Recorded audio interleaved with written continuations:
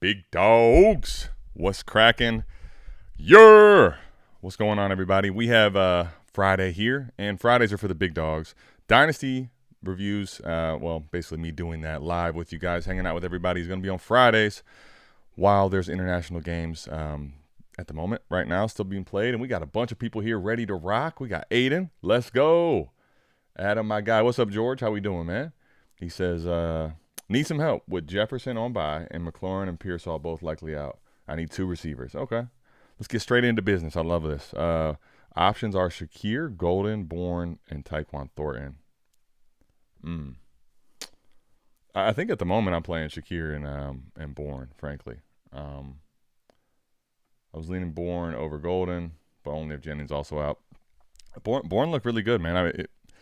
Listen, I think I'm trusting the process with what I saw last week and how he's been playing. So, Judkins or Flowers in the flex. I'm having a hard time. I'd have a hard time sitting Quinshon right now, man. The volume and the work he's getting is just going to keep him in a safe floor. And I think even though you don't necessarily think the most of the offense, he's still high ceiling, frankly.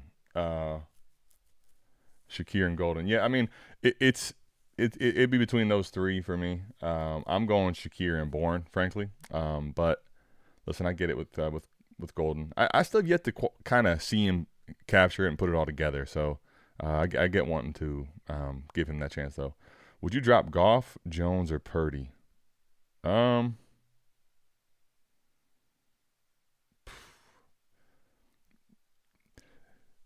quarterback's always so tough. I'd probably drop Purdy, honestly. Probably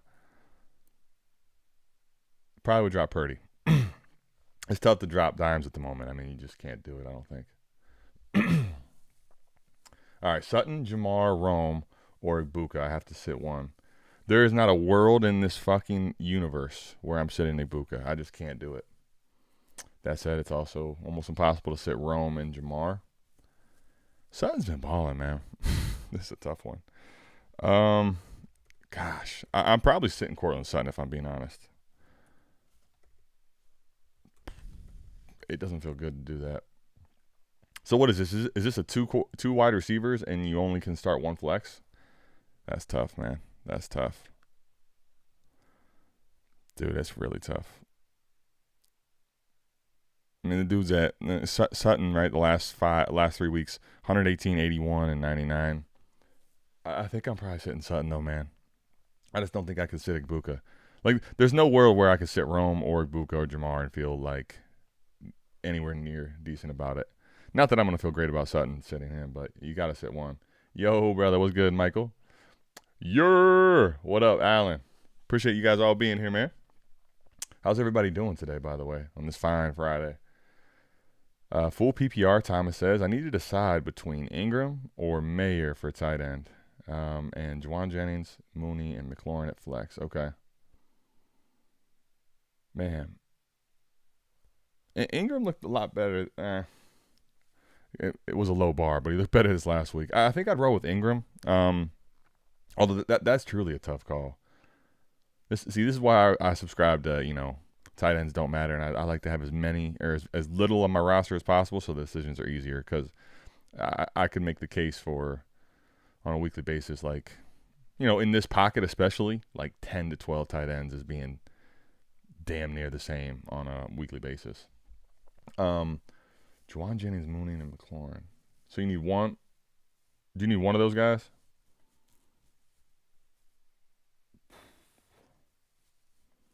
I'm probably gonna roll with Scary Terry if he's good to go, rock solid. So, not that those aren't good options. Juwan Jennings also very easily could be in consideration. Not to sleep on Mooney at all. Can I get some advice for a league? Andrew, if this is for a dynasty league, I think you're in the wrong place, my friend. Of course you can get some. Sleeper name is Refinery. Let's go, matter of fact, do a quick little, pivot here to the lab. See what we got cracking over here. All right, Andrew. So this is you are in the right place. I'm just joshing with you. All right. So we got Refinery. Let's see here. If I could type, that would be nice. All right. So try to pause, stretch this thing out a little bit for you. All right.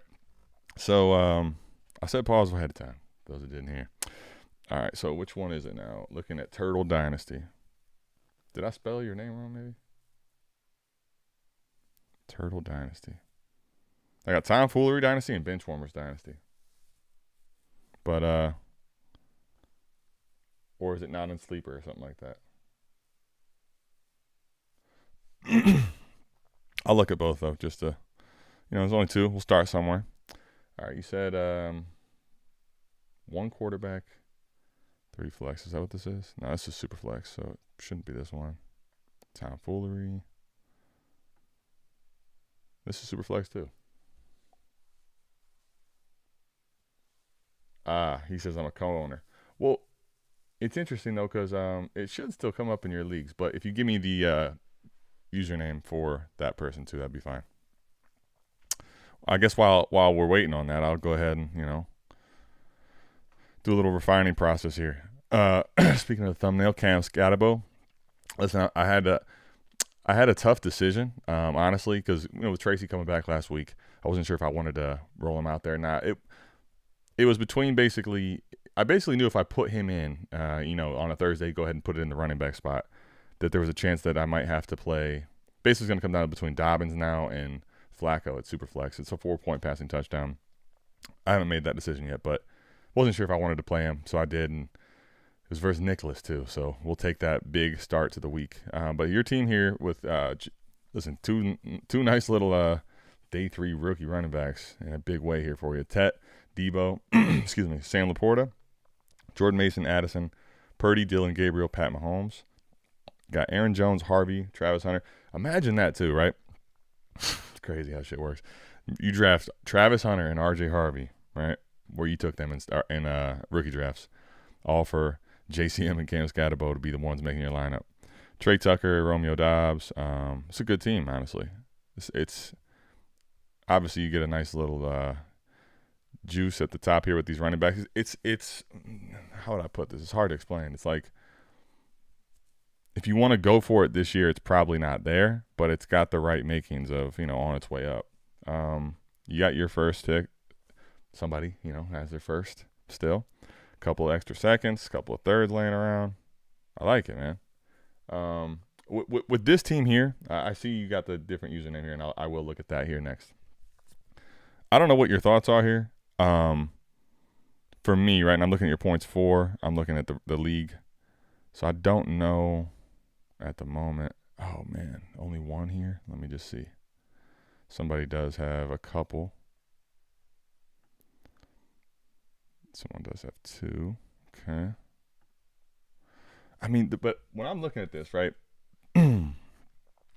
this looks like, frankly, your team points for-wise is, right in the mix with the lowest. I think your team is probably here better off, and could you push this and push some of your chips in and make this a contender this year? Yes. Does it put you closer to, winning the league? It could. I mean, obviously winning the league is variable, but I think your team will be stronger and better and in a much better position to compete for the long haul if you were to just, proactively try to sell a guy like Debo, right? Try to move on from maybe a Dylan Gabriel if you could, or a Purdy. I know you never like to have to go get another quarterback in Superflex, but Jordan Mason. And you end up basically getting some of the picks which aren't picked over. There's a lot of people right now at the moment that are really willing to push their picks in and wanting to in a bad way. So right now at the top, you have plenty of teams here at the top that have their first still available and probably will be willing to buy players off your roster. So top 5 teams in the league, 3 of them have first. I think this is where with this team I would probably be trying to see if I could, get myself closer to, not even necessarily as much to make yourself an early pick. What did I just hit there? Something weird. That was odd. I guess it was letting me know it's time to get over to this other league. But that's what I would try to be doing with that team, if that makes sense. Let me know what your thoughts are and if you're with me or against me on that one. Ravioli 47. All right. Boom. Turtle Dynasty. All right. Now to the one that you actually wanted my opinion on. You got my opinion on the other one. Okay, so we are at 2-8. Clearly, much more decidedly at the bottom as far as points go. Okay, against the median here. So let's go ahead and look. Pat Mahomes, Ashton Genty, Trevion, Egbuka, Keon Coleman, Theo Johnson, Xavier Worthy, Christian Kirk, RJ Harvey, Jones. So you got Dimes and Penix. Thin at running back, real thin. Tesla, Booty, Christian Watson, Jack Bash. Okay. Evan Chisholm, Tank Dell. Got Strange, Loveland, couple of first. Okay, a couple of 3 seconds. Looks like we're in a good spot relative to the build. Okay, so this was a team that was orphaned. So I feel like my team is clearly in a deep rebuild, and even with CD, I'm not going to be able to turn the corner by next year to the point I'm comfortable trading that 27 first. Hold on. Listen, a team like this, you ain't moving the 27 first, period, right now. I've been sent an offer for a 26 first, not mine, projected mid. I should have read this stuff earlier. Sorry. I should have started with this and, helped pick out the direction. Oh, okay, it's not your first. All right. Well, shit, a 26 first that's not yours. And listen, you're not trading your 27 first on a build like this. Like, there's, I shouldn't say you never do it, but it's like the players that you got to get, the players I'd have to be acquiring to send my 27 first away on a build like this is fucking stupid. It's not happening. No one's sending you those type of players. It's just not happening. Like, so you can basically dismiss this anyway, right? Now CD is honestly probably in the stratosphere of a player that would, but that would be just honestly for my 27 first, right? Like, then you're adding in the 26 first that's projected mid. You're adding in Trey. I guess I don't really care that much about Trey Harris or the second. I mean, I care, but it's not like wild. I wouldn't do that though personally if I'm you in this position, especially with the opportunity to make that 27 first an early pick, right? So if you're telling me it's going to be Williams or Jeremiah Smith, I mean, again, you have that ability to control that to be that. So no, I'm not doing this. I think your team's on the right track though. I do. You have a couple first. Looks like you have your own. I mean, you're. I'll say this too. A lot of times it's really easy to get hung up on, okay, I don't even know if I'll be competing next year. What I like to do is try to view my team in 2 to 3 year windows. And in a situation like this, I've had teams, I'll tell you, I promise you, I've had teams that have been far worse looking as a roster that have been made into a really good contender within, a 1 year period. For example, you look back at the last team that I was looking at with you, right? You could always, with a team like this, end up finding, some fucking diamonds in the rough, like seconds, thirds that cash, fourths, right? JCM, Mason Taylor, Cam Skattebo, right? You land a couple players like that with doing the correct process, and you never know how quick your timeline can turn up, right? The one thing, though, is it's always a lot harder to be in the opposite position where you don't have your future and guys have not cashed, and now you're like, fuck, what do I do? Turning, found money that in a situation like that's a lot more rare, and it's harder to do. So I think right now I wouldn't move my 27 first at all. I think you're doing a great job as far as just picking up value, and then we'll worry about what to do with it and how to refine it later. This is one thing, though, for roster construction. Right now, it's fine, completely fine. If you wanted to do this, I personally still would probably shed some of these roster clogger receivers just because even there's unlikely to be a boom in their market. Meaning right now with a team like this, I'm looking to probably move assets that are getting a spike, right? These guys don't really typically get much in spikes at all. They kind of just stay stagnant, right? And if they do, maybe like a guy like Jack Bash, if he was to pop off, or Trey Harris could, right? Not that these other guys couldn't, but even then there's not a ton of value to gain, right? Where I'd be picking up a lot of the running backs, even if it's gross, that have any chance to be a starter with an injury or two in front of them. Those guys typically can immediately go for thirds or, a couple thirds. So That's personally what I would be doing, even though you're not trying to necessarily actively score points. So hope that helps. Andrew, appreciate you being here, man. All right. With Judkins in the flex, should I start Flowers or McConkey? I think I'm starting. I think I'm starting Zay. It was better for Ladd last week, but honestly, he's scaring the piss out of me. And it's more so this the offense has with QJ's obviously playing really well, and Keenan Allen where he's at. It's hard for me to be feeling great and consistently great about Ladd right now.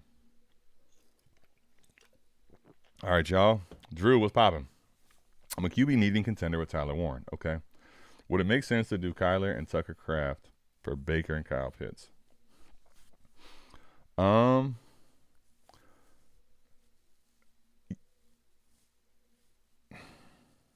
yeah, honestly, yeah, probably. I just look at this though. So I would say yes. Let me ask you: are you getting Baker and Kyle Pitts here?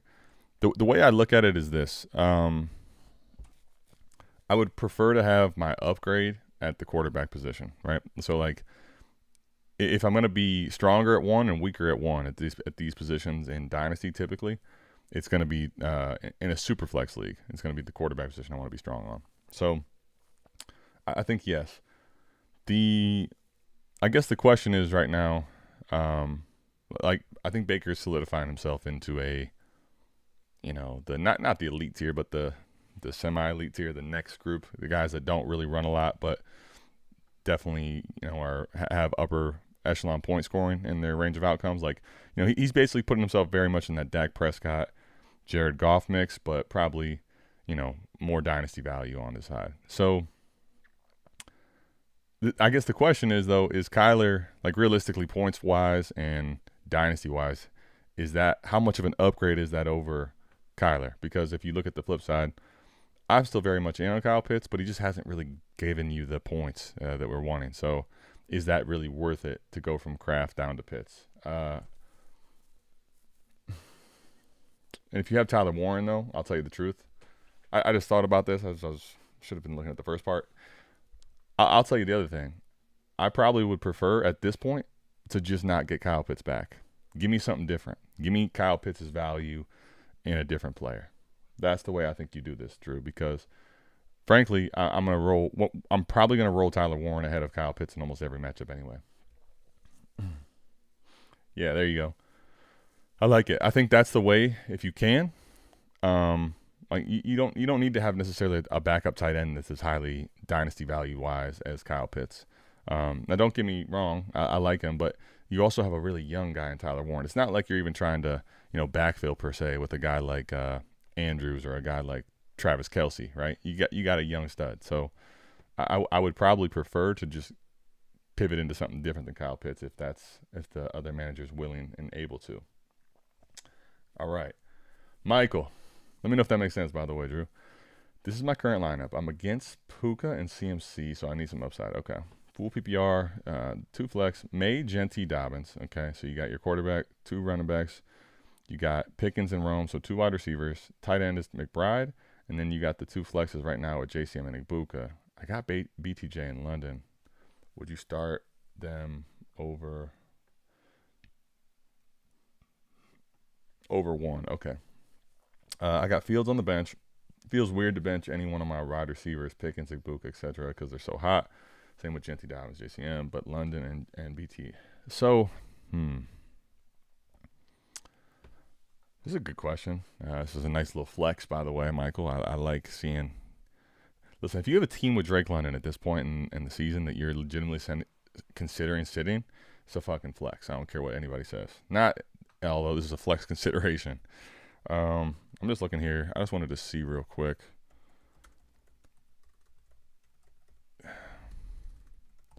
I want to see kind of his game log real fast. Just because, to me, the thing with him is just the target volume. It's really hard for me to want to sit him because let me just make sure I'm not tripping on the targets here this year. I mean, he had the game week 2, which was scary, but I guess here's why, Michael. I would say I don't think I can sit Drake London. All right, I'm looking across these games, and it's just you think about 2 games, 15 targets and 10 targets, right? The other one, he has one game sprinkled in there with 4, but the other one's 8. So even if you average these out, I mean, the dude's 37. You're looking at a guy who's basically a walking double-digit target guy out there, right? Double-digit target earner, and I imagine this is PPR. I don't think I can do it, man. I don't think I can sit London. Well, let's get back to the who do you sit, though?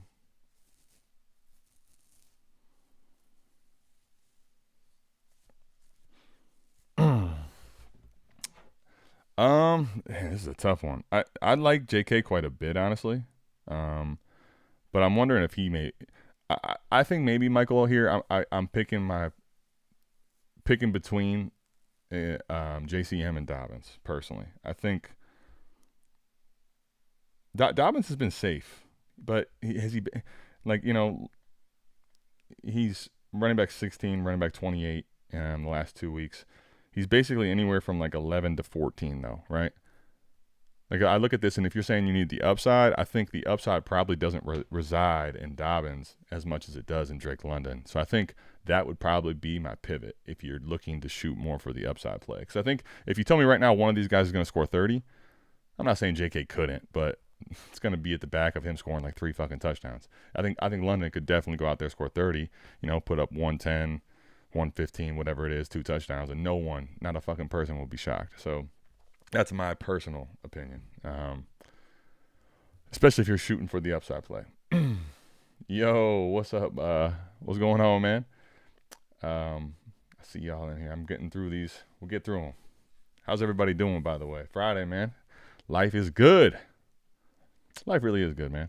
Should I look to tier up from Scat or sell high on him? Context. Using an adequate league AFL. Context is key. Context is everything, man. So let's go ahead and let's go over here. Let's go see what let's dig some stuff up, man. I like anytime we're doing talking dynasty and trade conversations.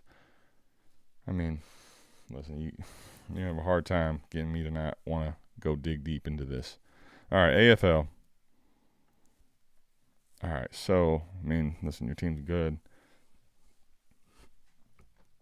I think you have the right idea in mind here. At the same time, like, there are sometimes maybe the right offer doesn't come around or you can't find the right return, and it's okay just to keep good players. I'm definitely in the mindset, though, when a guy's coming off of the back of a game like that on primetime and is ascending value, try to see what the flips are likely or what they could be. When I look at your team, though, right? So you got Stafford thrown in there for Lamar at the moment. So you're still okay at quarterback. Saquon, Skattebo, listen, bro, Puka and Rome right now is fucking tits. Zay Flowers, Trey McBride, really good team. T. Higgins on the bench, Jennings. Okay, this is redraft though, right? Am I tripping? This is redraft, right? Actually, yeah, this is like your idiot league mates league. I remember now. Okay. So, I mean, here's the other thing, though. Now, in a redraft, I still would be looking to do the same thing, but it's not necessarily as easily done, and I'm perfectly fine if I have to hold Cam here. Let's just take a peek. Tiering up would probably, in this type of a format, tiering up is 100% the more optimal strategy, I think. I guess you got to ask yourself, what's the cost of the tier up, and is it worth it, right? I already see, like, you got Wandale in the flex. I'm not saying you even do that. Like, you have a good team, but do you feel is it worth it to make a big consolidation piece if it was going to cost a significant player included in Cam Skattebo to go higher? And then you also got to figure out who would be willing to take, or who has the more of a need for the depth at the moment. Let's see here. Let me just do a couple of little quick digs here. I mean, like, if you could go to JT, I mean, yeah, if you can go to a tier like that where it's Jonathan Taylor, I think I'd be willing to. Honestly, here's my thing in redraft. right? I was going to talk about this in Dynasty, so I think at this point, it might as well just talk about it holistically with Cam here, right? So I had him ranked at the moment Dynasty. I'll try to give you some of the answer to your question as well as just my thoughts on Cam here. In Dynasty, I already had him ranked at running back 18. I did my rankings last week, right? So now, that was putting him. I put him ahead of Chase Brown, ahead of Montgomery, Javonte, Chuba Hubbard, etc. Now it puts him just behind, and he's going to go ahead of Derrick Henry for me for sure this week. Then he puts him behind Kenneth Walker. I think you're having a conversation there. You could definitely put him ahead there if you want. But then basically gets to the next tier. He's right in this next tier or on the verge of being there, which is, where you have to have the conversations.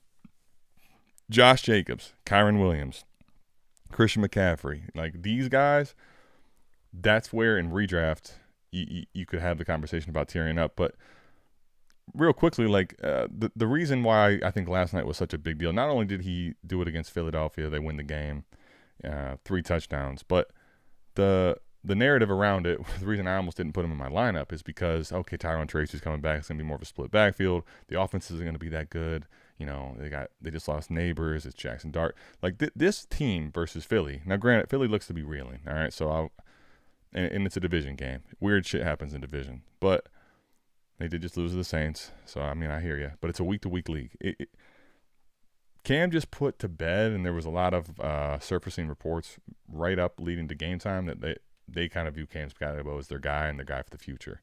Tyrone Tracy is going to be more of an odd man out. And, I mean, that came to fruition. I think we saw how well he played and how he's getting a ton of snaps.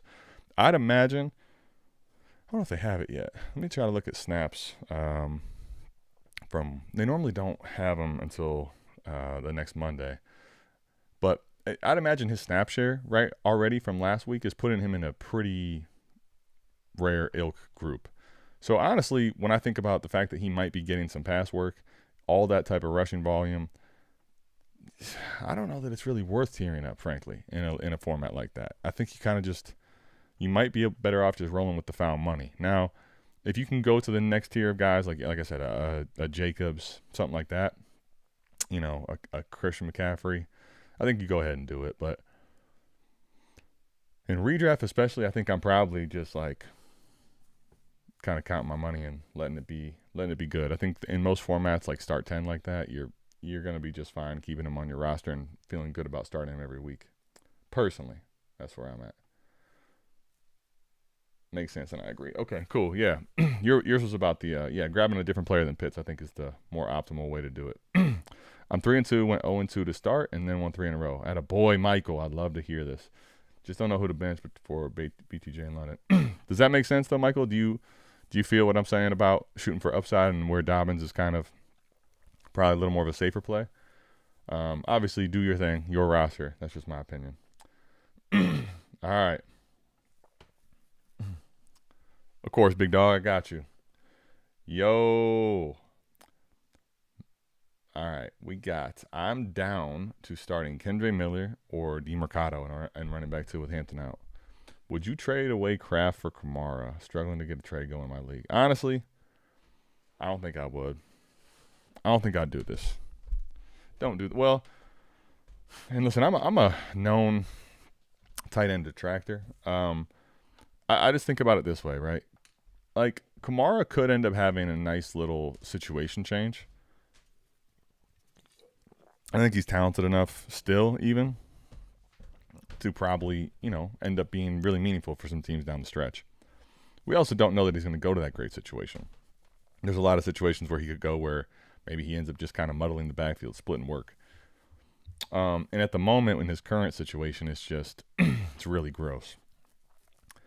An asset like him right now is kind of like dead weight in Dynasty in a way, right? Like most people would love to move a Kamara and probably don't have the market or the ability to. So basically, the reason I'm saying that is you think about Tucker Kraft, who's almost on the opposite lens of this, right? So if you're thinking about not starting the lineup for a second, there's basically no world in which any person at the moment would probably be trading their Tucker Kraft for a Kamara. And I try to think about some trades that way, like completely detach myself from the situation. And if you ask yourself through that lens, like, would I do this? And it's not even close. I probably, walk away from the trade just because I know I'm kind of a little too close to my current situation. Now, I get it. You don't want to have to roll out Kendre or DeMarcado. I'd probably just roll out Kendre, gross as it is. But the reason I say that is basically this. You said you're struggling to get a trade going, right? What I would do is I would just maybe see what can Tucker Kraft go get me from a bunch of my other league mates. Like if you're considering making a trade like this, one of the things I always try to think about doing, and especially if I feel not strong or not good about the trade, if I'm even thinking about making this trade, I almost go out across my league and send out and kind of spam out offers where, okay, if I sent Tucker Kraft to this manager, spam him or her one or two trades, right? Where the return you would get is a running back that is better or more preferable to Kamara. Send those options out. And basically, if they all get declined and you're like forced, right? I have to have this running back. I won't be able to start Kendre. Then I might make a trade like this. But I think a lot of times that's the way I would just kind of really test the waters on, can I get a trade going in my league? I'm looking at an offer I'm considering, I don't really like, and basically send out the exact offer with a player or a swap that's going to be more preferable to me. To, you could basically send out probably, I'd imagine, 20 trades like that. So, right, every manager in your league gets one or two trade offers. So that's what I would do. Yeah, so does that make sense, though, by the way? Let me know, my friend. And Alan, yes, so 2 weeks ago, I had the high score in the league. Won that week, so I was 2-2. And last week, honestly, had a more of a mid. It was a solid week, more of a midweek. So I lost, went down 2-3. Tony went bananas. One of those where I ended up putting Godwin in last week for over Smitty, and obviously that hurt me, but it didn't even matter because Tony's team went nuts. This week I'm playing Nick. He's 3-2. I'm 2-3. I'm the number 7 team, right on the edge of the playoffs. Huge start this Thursday though from Cam Skattebo for me, and I had Smitty in the lineup too. So Smitty was okay. He ended up getting 9 points, I think it was, and then Cam went for 33. So still a really good start for Thursday. I don't know what it is about. Maybe it's just, I think a lot of times the games are like this, but specifically me, my luck on Thursdays, when I have to play 2 people on Thursdays, normally it's like, oh my gosh, I'm already in a hole come Friday. So it feels good to be ahead of the 8 ball here, and I need a win here versus Nicholas. So I'll tell you the truth, I feel really good about my team. The one thing I have this week is a conundrum with basically, am I going to play Flacco? I just got Flacco in a trade from Tony. By the way, I made my first trade. That's another thing in your league mates. Tony picked up Joe Flacco off the waiver wire for all of his fab money left. And he, was looking to it's kind of looking to basically play this quarterback hoard. He went all in on the strategy of quarterback hoarding, the extras quarterback. So it was Browning, and then he put more money into Flacco, and kind of trying to find a team that needed a super flex quarterback option. So, but I might not even start him this week. It's between him and Dobbins, and he ended up sending me a trade after kind of realizing I wasn't like super high on Flacco. I sent away TJ Hawkinson. He sent me back David Njoku and Flacco. So I smashed that one pretty quickly. Oh, I know, dude. This now, see, Jalen Hurts is probably getting a lot of, rightfully so, getting some shit this week. He did miss him on a fucking touchdown so bad. Yeah, so that trade was one where it was honestly like I couldn't pass it up. So I went ahead and made that one. Felt pretty good about it. But yeah, that's how it's going. 2-3 versus 3-2. Big week. Me and Nick in a showdown this week. So I need my guys to come through this week. As a matter of fact, let me pull up. I have it's crazy because a lot of times the web-based sleeper is kind of not that great. But I do have a app actually on the Mac. So at the moment, even after that great start, I'm only projected to beat Nick by 3. His team's pretty damn good. But he's got Stafford going. He's got Achane and Rico Dottle in his lineup at the moment. He's got obviously Rico is going to come down to Chuba, and it looks like he's already ruled out. That's what I figured he was trending that way, but he's already been ruled out. So Jamar Chase, BTJ, Pickens. He's got Laporta, Swift, and T-Law. So that's his side. I have Kyler at the moment, who, by the way, is questionable. I do have at the moment, the one nice thing about that trade that was actually really big is that in the event Kyler doesn't play, I think he's going to suit up. But if in the event he doesn't play, I would have been scrambling to have the quarterback at all because I have Carson Wentz and McCarthy on bye. So I do have Flacco to put in for Kyler if he does miss. So right now I have at the moment Kyler, Genty, I have Cam Skattebo already played 31 points, Roma Dunze, Marv, and then I have Smitty who got 8.9. I got Njoku, Amon-Ra St. Brown, and Dobbins. So I feel pretty good about the start and still going to need some performances. I really hope Kyler can play, and I want them to fucking figure it out because they're like right there. They are on the cusp of figuring it out. Last week, absolutely maddening, by the way, with Marv and Kyler. One thing I will just say, quick rant here. Marv, at 3 minutes left in the first quarter, had 3 catches for 79 yards. How in the fuck do you finish the game with 5 targets? And you lose the game? It absolutely makes 0 sense. By the way, his 4th target, if you were to go look at it, so Marv catches it on the sideline coming up towards halftime, and he actually did drag his foot. If you go back and look, there's one angle you can see it from the backside where he does get his foot down, but you got to have more toe drag swag than that. You got to basically make the turf come up. He didn't, so they called it incomplete. But he caught his 5th target. Literally, the first play is a 41-yard mossed a touchdown basically over 2 people. There's no way Marv's covered. It's just, I don't understand why you don't force him the football more. It's just insane. Drafted the guy number 4 in the fucking draft. Anyway, that's end rant. So I see we're down to down some people here. So hopefully I helped answer your questions. But if you guys have anything else, oops, did not mean to do that. But yeah, let me know if you have any other questions or stuff you want me to get to. No worries if not. Been here for about 45 minutes, so if you want to end early, we can. Or if you got shit we want to talk about, I'm here to yap with you. You let me know. But yeah, that's my Your Idiot League Mates, rant and situation at the moment.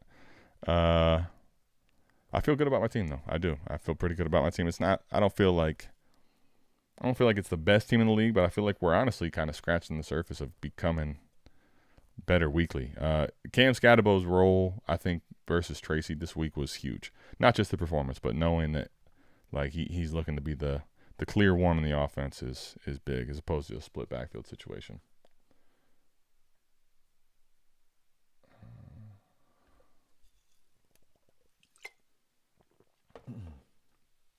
Dixon, what's going on, man? So I have not uploaded that yet. So you should be seeing that this week. I have gone through, I think it was 5 or 6 teams. So it took me a while. I went through a bunch of them.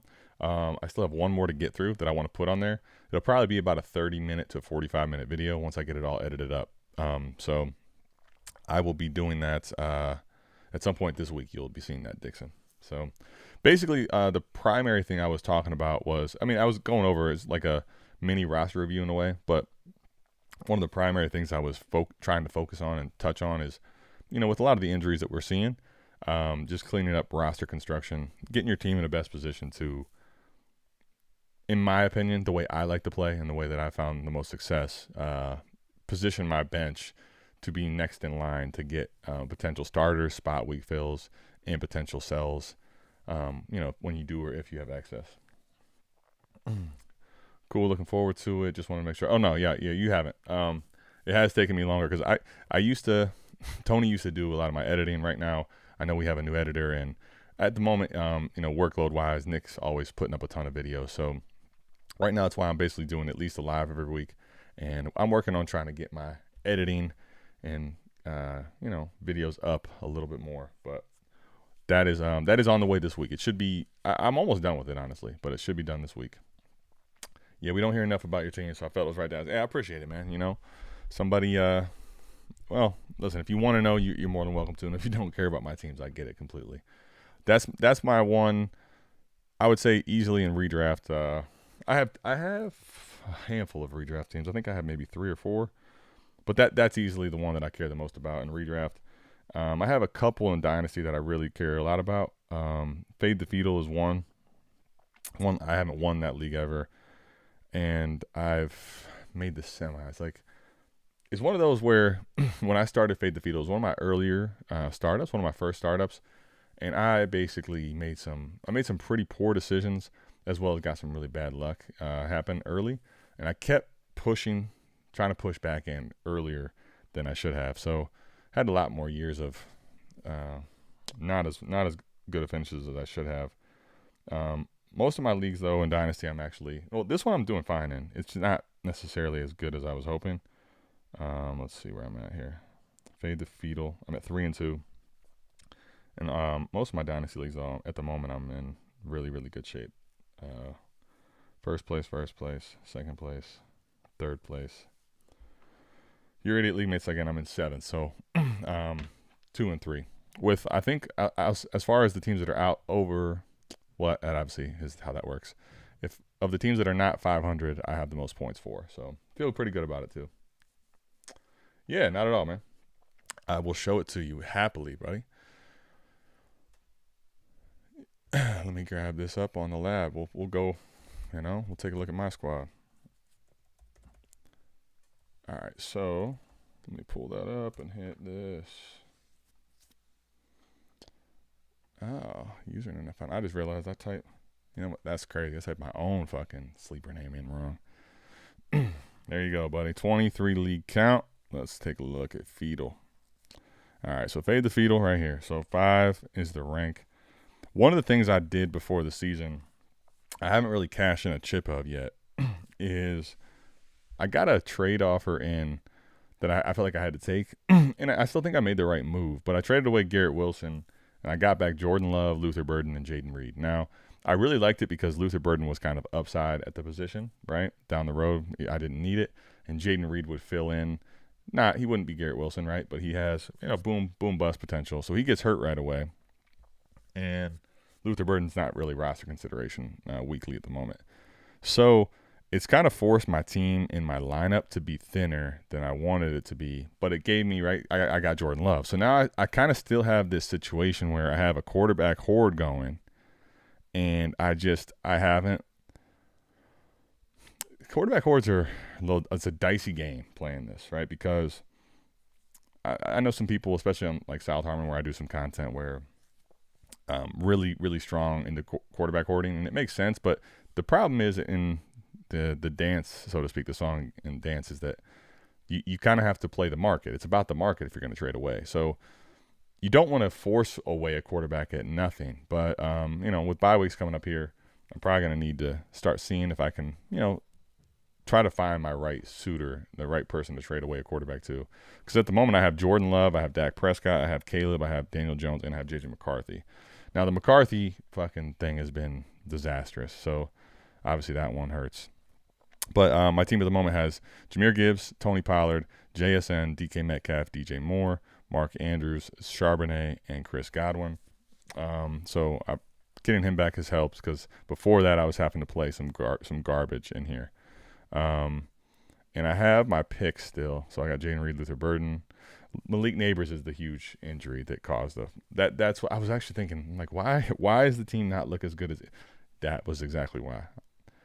Malik Neighbors fucking killed me. That when I had Malik in here, right? When I had Malik in here with JSN, DK Metcalf, I felt great about those 3 receivers. And then the flexes are, whatever.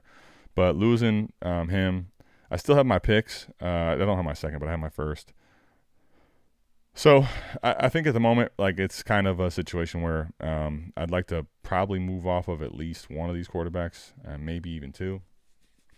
One of the things I think that I need to try to do a little more proactively, it's the market in this league is also kind of a dice roll. But a lot of times in a quarterback horde, I see people try to move the quarterback they want to get off of the most or the one that's least valuable.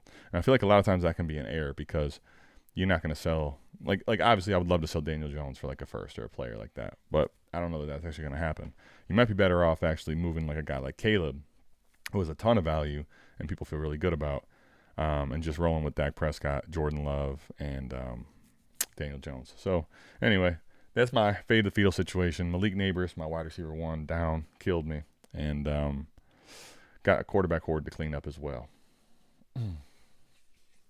Oh, here, let me go back to that. Sorry, buddy, I didn't see your comment here. Yeah, so I mean, I think at the moment right now, it's in the mix, but it's definitely not. When I had Neighbors, I think I was very much in the mix of one of the best teams in the league.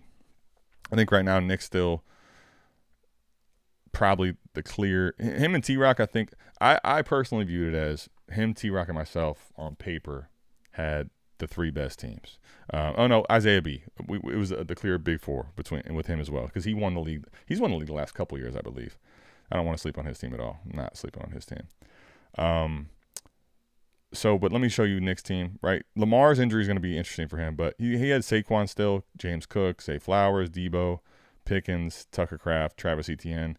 You know, Etienne's been playing really well, but his quarterbacks were scoring him a shit ton of points. Similarly, his bench is not anything to write home about. He's got James Conner's injury definitely hurt him. But I mean, I would view his team at the moment better than mine. I don't think it's like night and day difference, because currently he's got Jono in the flex, or a flex that's kind of weak too. So I think both of our teams, you know, are good. I prefer to have probably in a vacuum. When Neighbors got hurt, I think definitely in a vacuum, I prefer his team at the moment. Jalen Hurts, Bijan, Jacobs, Rome. Yeah, T-Rock's team has been, you know, a little problem in the making too. He actually did go more of a rebuild route earlier and has reaped the rewards for it. I think his team on paper certainly is better than mine as well. But I don't know, the quarterback situation will be interesting to see with him and Jalen Hurts, how that goes. Isaiah B is a team that's won. He has a pocket of these receivers that are really highly valuable. So Amon-Ra, Rashi, Justin Jefferson, A.J. Brown. Oh, you know what I just realized? Damn, I don't know how. I think I probably knew it subconsciously. I just realized too. But he actually moved. He had Puka and moved Puka in this league. Damn. Anyway, so I would say I'm in the upper echelon still. I think I'm probably the clear like fourth though in the league. So that's the way I would view it at the moment.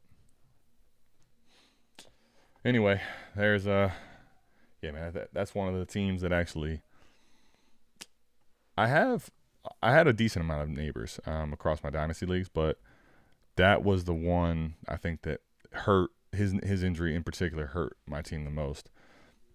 A few other places I've actually been able to trade him away, or wasn't like completely 100% reliant on him, which is kind of crazy. But anyway, that's all I got, man. If we don't have any other questions, I appreciate everyone being here. Appreciate all you guys and all your questions. I hope your dynasty teams are looking at least as good, if not better, than my fade the fetal one is. And listen, I'll see you guys back here, same time, same place. And also, if you want to join these, right, you want to become a Big Dog member, go over to the bdge.co website. Make sure you become a Big Dog member for $9.99 a month. You basically get my dynasty ranks that are updated weekly. You get, the redraft ranks from Nick, and you get both individual access to our weekly live streams, mine for dynasty, and I'll answer any questions that aren't dynasty as well as Nick's. And you get private access to us in the Discord. So it's about as good as you're going to get for $10. At least I believe so. But anyway, we'll see you back here same time, same place next week. I believe there's international games next week. So Friday for the BDGE Dynasty live stream. I'm out of here. Peace.